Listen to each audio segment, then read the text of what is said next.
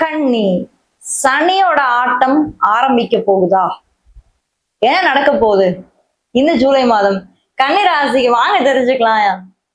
நம்மளுடைய சேனலை இன்னும் நீங்க சப்ஸ்கிரைப் பண்ணாமலே பார்த்துட்டு இருந்தீங்க அப்படின்னா மறக்காம சேனலை சப்ஸ்கிரைப் பண்ணி வச்சுட்டு தொடர்ந்து உங்களுடைய ஆதரவை கொடுத்துட்டே இருங்க.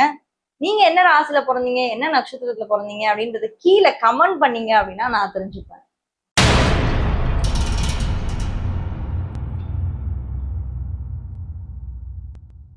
கன்னி ராசி கால சக்கரத்துடைய 6வது ராசி.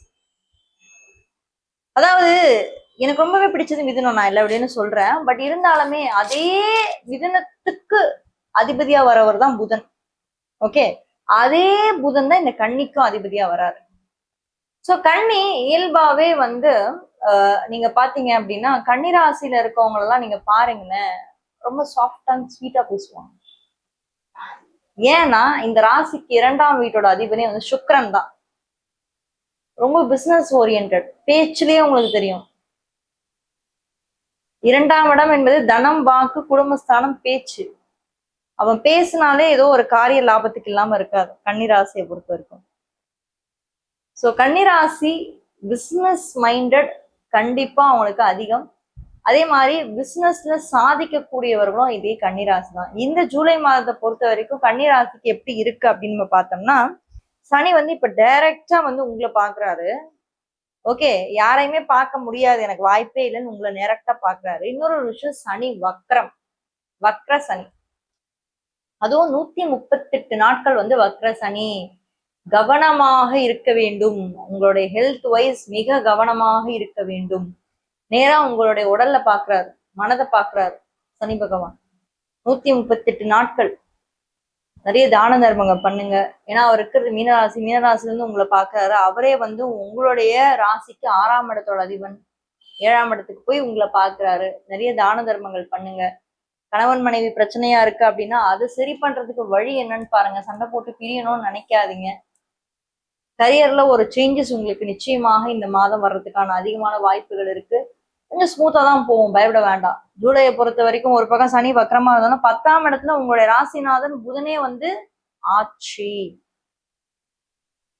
ஆட்சியா ரொம்ப பலமா ரொம்ப ஸ்ட்ராங்கா இருக்காரு.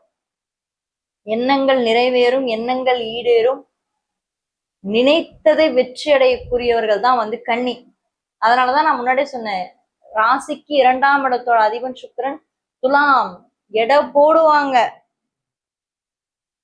கூட இருக்கிற ஆட்கள் எப்படி ஏது எல்லாத்தையும் எடை போட்டு பழகக்கூடியது கன்னி. ஒரு ஆதாயம் இல்லாம அது எதுவுமே பண்ணாது. நான் 2ஆம் இடம் துலாம் ஆக்கின்னு. அதே மாதிரி நேர்மையாவும் இருப்பாங்க. இவங்கள மாதிரி நேர்மையை யாராலையும் இருக்க முடியாதுங்க. பொதுவாகவே கன்னி என்ன தெரியுமா சொல்லுவாங்க, அவங்க ஒரு கஞ்சப்ஸ்னாரி, செய்ய மாட்டான் ஆனா ஏமாத்துக்க கிடையவே கிடையாது. கன்னி மாதிரி நேர்மையான குணம் இருப்பவர்களை பார்க்கவே முடியாது. அதுவும் இந்த டைம்ல சனி வர இவங்களதான் பாக்குறாங்க. உங்களை மட்டும்தான் பப்பன் பார்த்துட்டு இருக்காரு. நேர்மைதான் உங்களை ஜெயிக்க வைக்கும்னு நான் சொல்லுவேன். ஒருத்தருக்கும் ஒரு குவாலிட்டி இருக்குங்க, சரியா? ஒருத்தர் பாத்தீங்கன்னா ரொம்ப கோவக்காரனா இருப்பாரு. எதையுமே சடசடன்னு பேசி விட்டு போயிடுவாரா, அதுக்கப்புறம் யோசிப்பாரு. சில பேர் பாத்தீங்கன்னா ரொம்ப அமைதியா இருப்பாங்க, மனசுக்குள்ளே வச்சுப்பாங்க. ஆனா கன்னி எப்படியுமே எப்படின்னு பாத்தீங்கன்னா புத்தி கூர்மை அதிகம்ன்றதுனால வெளியே டக்குன்னு சொல்ல மாட்டாங்க. சொல்றதுக்கு டைம் ஆகும், ஆனா நம்ம அதை தப்பா எடுத்துப்போம். ஸோ ரிலேஷன்ஷிப்ஸ் எல்லாம் பொறுத்த வரைக்கும் கன்னி இந்த மாதத்துல 7ஆம் வீட்டுல சனி பகவான் இருக்கிறதுனால நல்ல ஒரு டைம் பீரியட் தான். ரொம்ப ஒன்றும் மோசம்னு நம்ம சொல்ல முடியாது. அது மட்டும் இல்லாம உங்க ராசிக்கு இப்ப 6ல ராகுவும் 12ஆம் இடத்துல கேது சுக்கிரனோட இணைவு இந்த மாதம் இருக்கு. சுக்கிரன் யாரு? உங்களுடைய ராசியை பொறுத்த வரைக்கும் 2ஆம் இடம் தனஸ்தானத்துக்குடையவர். அவரே 9ஆம் இடம் பாக்கியஸ்தானத்துக்குடையவர். 12ஆம் இடத்துல போய் மறைஞ்சிருக்காரு. லாங் டிஸ்டன்ஸ் டிராவலுக்கு அதிகமா வாய்ப்பு இருக்கு. கோயில் குளங்கள், தான தர்மங்கள் பண்றது, அன்னதானங்கள் பண்றது, இது எல்லாத்துக்குமே இந்த மாதம் வாய்ப்பு இருக்கு. கேதுவோட இணைவு, கேது மோட்சக்காரகன், ஞானக்காரகன்.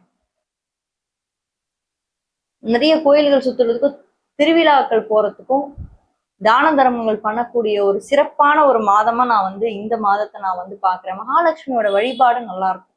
ஏன்னா உங்களுக்கு தனக்காரகனே சுக்கிரன் தான் இல்லையா?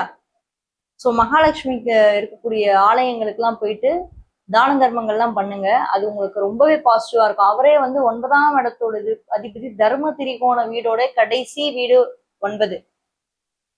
முதல் வீடு வந்து பாத்தீங்கன்னா ஃபர்ஸ்ட் ஹவுஸ், அடுத்து ஃபிஃப்த் ஹவுஸ் 5ஆம் வீடு, அடுத்து தர்ம திரிகோண வீடுகள்ல 9.